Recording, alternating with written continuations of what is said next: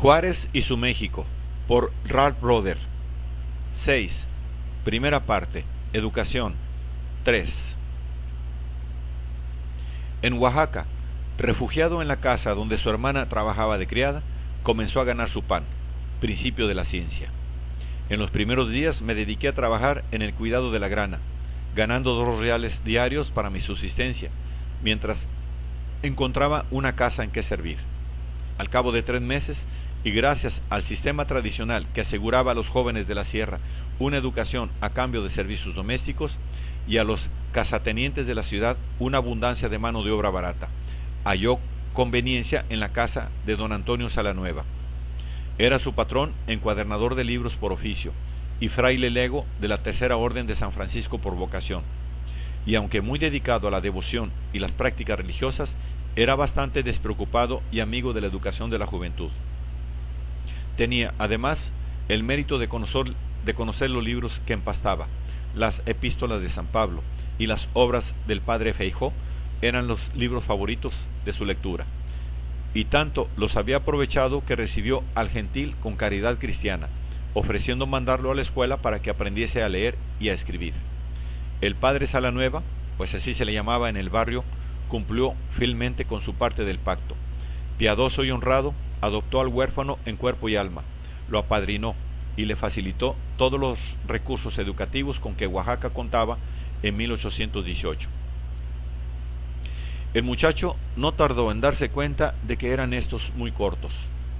En las escuelas de primeras letras de aquella época no se enseñaba la gramática castellana. Leer, escribir y aprender de memoria el catecismo del padre Ripalda era lo que formaba entonces el ramo de instrucción primaria. Y como el castellano era una lengua extranjera que hablaba sin reglas y con todos los vicios con que le hablaba el vulgo, muy pronto se disgustó con sus progresos lentos e imperfectos, y se presentó desde luego en una institución superior. En este plantel el maestro le impuso una tarea, y el aspirante formó una plana que, por supuesto, no salió perfecta, porque estaba yo aprendiendo y no era un profesor. Mas el maestro, conociendo poco al alumno, en vez de manifestarme los defectos que tenía mi plana y enseñarme el modo de enmendarlos, solo me dijo que no servía y me mandó castigar. Ahora bien, esto no le convenía tampoco. Esta injusticia me ofendió profundamente, no menos que la desigualdad con que se daba la enseñanza en aquel establecimiento que se llamaba la Escuela Real. Pues mientras el maestro, en un departamento separado, enseñaba con esmero a un número determinado de niños, que llamaba decentes, yo y los demás jóvenes pobres como yo, estábamos relegados a otro departamento, bajo la dirección de un hombre que se titulaba ayudante, y que era tan poco a propósito para enseñar y de un carácter tan duro como el maestro.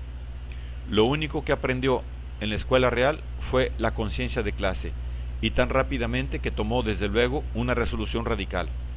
Disgustado de este pésimo método de enseñanza y no habiendo en la ciudad otro establecimiento a que ocurrir, me resolví a separarme definitivamente de la escuela y a practicar por mí mismo lo poco que había aprendido para expresar mis ideas por medio de la escritura, aunque fuese de mala forma, como lo es la que uso hasta hoy. La mecánica de la educación la dominó poco a poco, trabajando hasta altas horas de la noche a la luz de un ocote que le obsequió una vecina del patio contiguo, y aunque el joven, que tan pronto había agotado las facilidades primarias de Oaxaca, no era muy calificado para llevar a cabo su educación formal, a fuerza de aplicación se preparó en menos de 3 años para el próximo y último paso.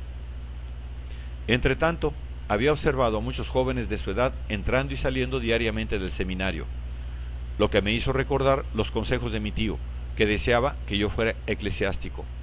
Consejos que quizás hubiera desaprovechado a no ser por una circunstancia que le estimulaba mucho más a los 15 años. Además, era una opinión generalmente recibida entonces, no solo en el vulgo, sino en las clases altas de la sociedad, que los clérigos, y aun los que solo eran estudiantes sin ser eclesiásticos, sabían mucho. y de hecho observaba yo que eran respetados y considerados por el saber que se les atribuía.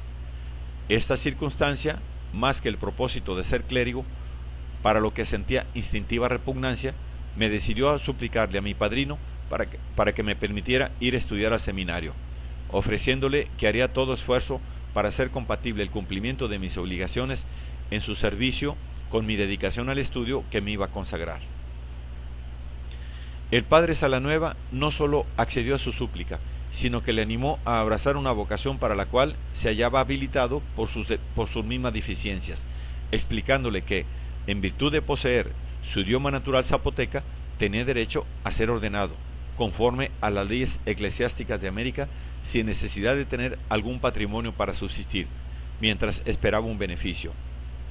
Esta ventaja no carecía de importancia, y contribuyó a la satisfacción con que el padre Salanueva aprobó la elección de una carrera sagrada para su ahijado, y como las miras del joven solo tenían de religioso el candor con que se las confesaba a sí mismo, los dos cayeron de acuerdo sin dificultad. El 18 de octubre de 1818, envuelto en un manto voluminoso, el autodidacto entró en el seminario en calidad de capense a estudiar gramática latina y, por supuesto, sin saber gramática castellana ni las demás materias de la educación primaria. Hasta aquí, la memoria nos ofrece el retrato de un joven señero, dedicado exclusivamente al estudio, retrato fiel del motivo dominante en su juventud, pero incompleto. En Oaxaca, lo mismo que en Guelatao, sus costumbres llamaron la atención de sus vecinos, y lo que falta al autorretrato lo suplen los retoques de otros testigos. De estas personas, la más cercana era la vecina que contribuyó a su ilustración con un pedazo de ocote, y la más lejana, una anciana que vivía en la misma calle y que recordaba, ya nonagenaria, que el sirviente del doctor Salanueva era muy humilde, muy dedicado al estudio y siempre se le veía con un libro en la mano. Estas ocupaciones, suponía la vieja, formaban parte de los quehaceres de la casa, ya que nunca se le veía salir, salvo en los días en que cruzaba la calle a la cabeza de las procesiones religiosas organizadas por el doctor. Salanueva hospedaba también en su casa un Cristo cargando la cruz y muy a menudo lo sacaba a paseo por el barrio, y al salir el Cristo salía asimismo el mozo, vestido de lino inmaculado, llevando el libro en la mano y recitando el Via Crucis. Pero el punto de vista más favorable para observar la vida juvenil no es siempre la propincuidad. Lo que vieron las señoras sentadas a sus ventanas enrejadas quedó reducido a su campo de observación. Los muchachos de la vecindad vieron más, y en las reminiscencias de uno de ellos encontramos otras particularidades. Aunque Juárez era muy tímido, dice uno de los acólitos callejeros, era también muy travieso. Compraba manzanitas y nos las repartía, no para comerlas, sino para arrojarlas en el interior de las tiendas por donde pasábamos, sobre los compradores o a los vendedores. En las noches de ejercicios, en los momentos de disciplina, hacía la misma operación cuando la iglesia se oscurecía. Sobre toda la gente tirábamos las manzanitas hasta que fue sorprendido y fuimos castigados por Salanueva con una nueva marteada. Pero en la siguiente tanda de ejercicios seguimos la misma travesura, pero con más cuidado. Tan incorregible era esa costumbre como la dificultad de distinguir entre templo y tienda. Al joven le hacía falta alguna forma de ejercicio, y siempre que Salanueva cabeceaba con San Pablo o el padre Feijó, o ambos a la vez, salía con sus propios compañeros a la vuelta de la esquina. Correr, saltar, en los ejercicios de la calle, llevaba siempre la delantera, aunque a veces le costaban caro estos pasatiempos. Cierto día hubo en que retó a todos a una carrera partida por la calle de las Campanas, salvando el arroyo, y con un solo brinco cayó adentro, y no se enlodó porque lodo no había, pero se mojó y por eso llevó su marteada. Entre estas escapatorias había algunas más memorables que otras. Las más inolvidables eran las fugas a la campiña, con licencia del padre, hasta la laguna de Montoya. Esta laguna no era encantada, y en las orillas Pablo Benito hizo gala de su inventiva, formando un trampolín con césped, leñas y barriles. La prueba inicial, lo mismo que su plan en la escuela, nos daba el efecto que nos propusimos, no tan solo perfecto, pero sí aproximadamente. Mas antes de dar el paso irrevocable, los muchachos examinaron la cosa con cuidado y miraban de soslayo los unos a los otros, pues faltaba un atrevido que diera el salto. El valor había que inventarlo también, y al mecánico le tocó demostrarlo. Juárez se decidió con todo el valor de un buen marinero, pero al llegar al centro de la longitud de la tabla, o a la extremidad de ella, ambos resbalaron, y Juárez y la tabla se fueron al agua. Afortunadamente, la tabla cayó cerca y el cuerpo de Juárez adelante, por más de una vara, y se salvó de ser aplastado por aquella. Saliendo vivo, salió invencible. Luego que tuvo otra licencia, recompuso el mecanismo con la ayuda de un perito en trampolines, y esta vez la tabla trabajó como por encanto. Luego, el espíritu de empresa tomó vuelo. A los curiosos les cobraba 3 o 4 centavos por salto, y con las utilidades compraba dulces para los suyos. Enseguida se entregó a ensueños filantrópicos. Juárez tenía aversión a los fuertes y miraba siempre favorecer al débil, y nos decía: si yo tuviera dinero, lo daría a los pobres, algún día lo tendré, pero a los 15 años, primero los dulces. Raras eran las salidas, sin embargo, y al atardecer, todos volvían al camino trillado y a los ejercicios sedentarios. Las noches que llegábamos a la capilla más temprano, Salanueva nos leía un libro que explicaba los misterios de la religión, el misterio de la conservación de la iglesia y la destrucción de Jerusalén. Cuando se cansaba de leer, lo tomaba Juárez y éste nos lo explicaba con bastante claridad. Después venía el rosario o lo que cayera ese día, hasta las 8:40 de la noche. Por entonces todos cabeceábamos y la rutina invariable terminaba con el toque de queda. Así finalizaron los días memorables de sus años de mozo, porque todo esto pasaba en los últimos años, por el año 20. Juárez había mudado de traje y yo me separé para no volver a la capilla de Salanueva, porque tenía dispuesto que pasara yo al seminario. Los apuntes del compañero quedan al margen del tema principal. En las reminiscencias de Juárez, el motivo dominante sigue sin digresión alguna. Su educación formal fue lenta. En el seminario entró tan ignorante de la gramática castellana como al salir de la escuela real, pero no por eso más atrasado, ya que sus condiscípulos andaban igual, y en el seminario, en cambio, logró dominar la gramática latina. A esta disciplina dedicó 4 años, y en agosto de 1825 salió premiado con la calificación de excelente. Preparado ya para cursos superiores, pensaba dedicarse a la filosofía, materia que seguía normalmente al dominio de la gramática latina, pero primero tuvo que dominar al padrino. En aquel año no se daba el curso de filosofía, y Salanueva manifestó gran interés en que, prescindiendo de filosofía, su ahijado pasase a cursar teología moral y se ordenara al año siguiente. Esta indicación me fue muy penosa, tanto por la repugnancia que tenía la carrera eclesiástica, como por la mala idea que se tenía de los sacerdotes que solo estudiaban gramática y teología moral, y a quienes por este motivo se ridiculizaba, llamándolos padres de misa y olla, o lárragos. Se les daba el primer apodo porque, por su ignorancia, solo decían misa para la subsistencia, y no les era permitido predicar ni ejercer funciones que requerían instrucción y capacidad. Y se les llamaba lárragos porque solo estudiaban teología moral por el padre Lárraga.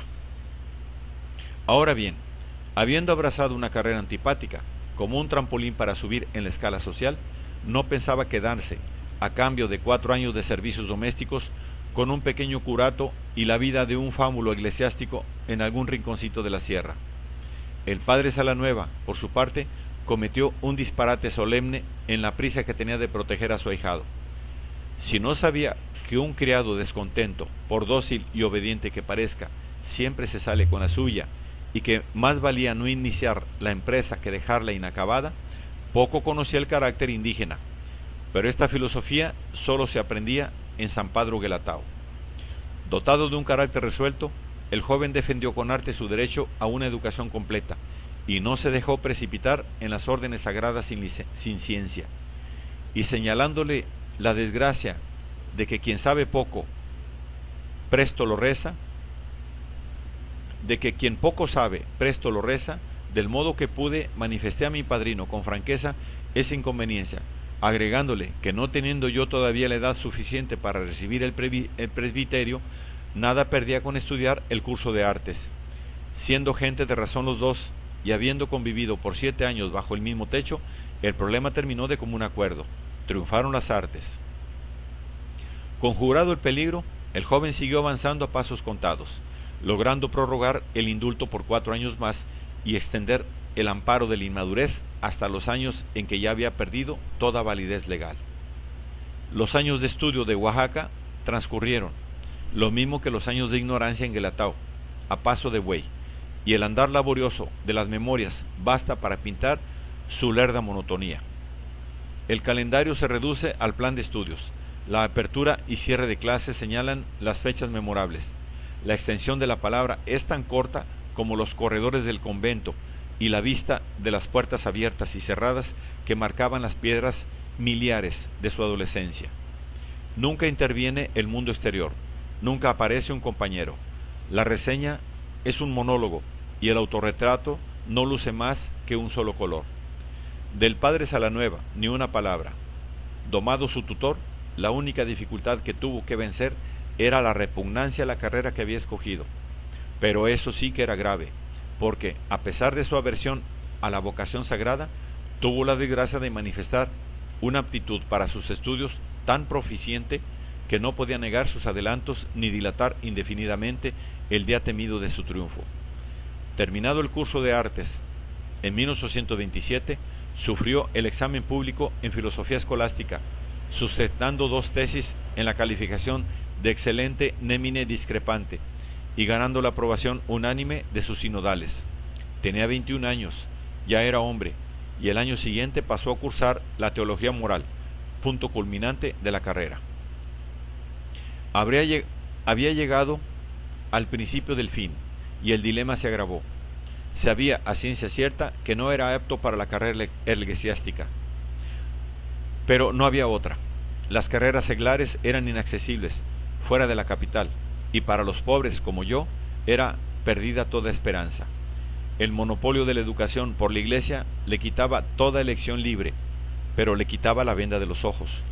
Víctima de los anhelos y de la falta de facilidades para satisfacerlos que provocaron su fuga de Guelatao, se debatía con el mismo problema en Oaxaca, agravado ahora por el conocimiento de una sociedad que ya no le era ni nueva ni desconocida.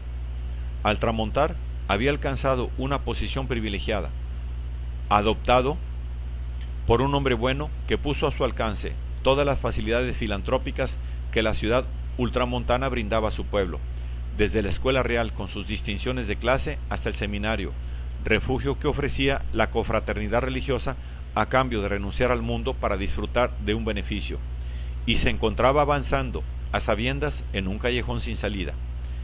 Dilema cruel, pero de su propia creación. No podía desandar lo andado, y con los conocimientos adquiridos en Oaxaca, triunfó la Iglesia. Así transcurrió el último año en el seminario, aburrido y abúlico, fastidiado por los dogmas de la teología moral que le parecieron incomprensibles. Topaba con una dificultad aparentemente insuperable, pero cumplió el contrato. Nada menos que una intervención directa de la divina providencia era capaz de resolver el problema, o un cambio milagroso del orden social. Y al joven tampoco le entraba la teología, que no creía en milagros. Sin embargo, antes de finalizar el año, algo sucedió en Oaxaca que cambió por completo su destino. Al llegar a este punto, el relato se desvía en una digresión que forma parte integral de la crónica y que le impuso un paréntesis indispensable para explicar cómo, andando el tiempo, le fue dable escribir estos apuntes para mis hijos.